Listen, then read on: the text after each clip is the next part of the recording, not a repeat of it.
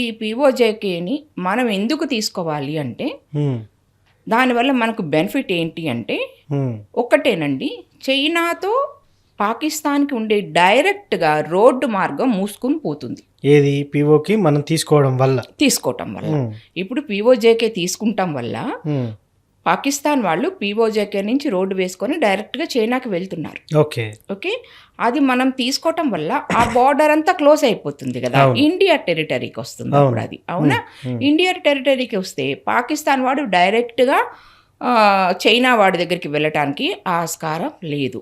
ఎందుకంటే వాళ్ళు వాయు మార్గంలో వెళ్ళాలి అంటే మన ల్యాండ్ని వాడుకోవాలి. మన ల్యాండ్ అంటే మన ఎయిర్ని వాడుకోవాలి.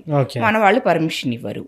అండ్ వాటర్లో వెళ్ళాలి అన్న నౌకల నుంచి అంటే అది కూడా మన దానిలో నుంచే వెళ్ళాలి. పాకిస్తాన్కి చైనా వాళ్ళు వెళ్ళాలన్నా చైనా వాళ్ళు పాకిస్తాన్కి రావాలన్నా దానికి మన వాళ్ళు పర్మిషన్ ఇవ్వరు.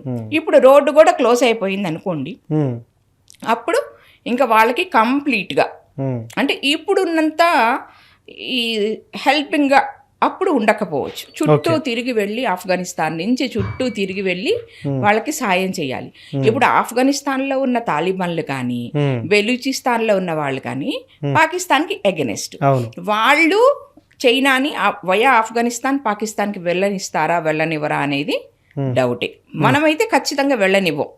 మనం ఆ పీఓజేకేని స్వాధీనం చేసుకుంటే మనమైతే చైనాని పాకిస్తాన్తో కలవనివ్వం.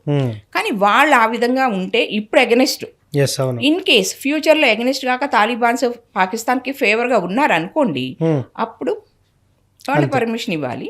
ఇన్ కేస్ ఇచ్చినా చుట్టూ తిరిగి వెళ్ళటం అంటే కాస్ట్ డబల్ అవుతుంది అని అర్థం అన్నమాట. కాబట్టి నాకు తెలిసినంత వరకు పీఓజేకేని స్వాధీనం చేసుకుంటే కొంత మంచి జరుగుతుంది, యాజ్ వెల్ యాజ్ దేశానికి ఇంకో కొంచెం నష్టం కూడా జరుగుతుంది.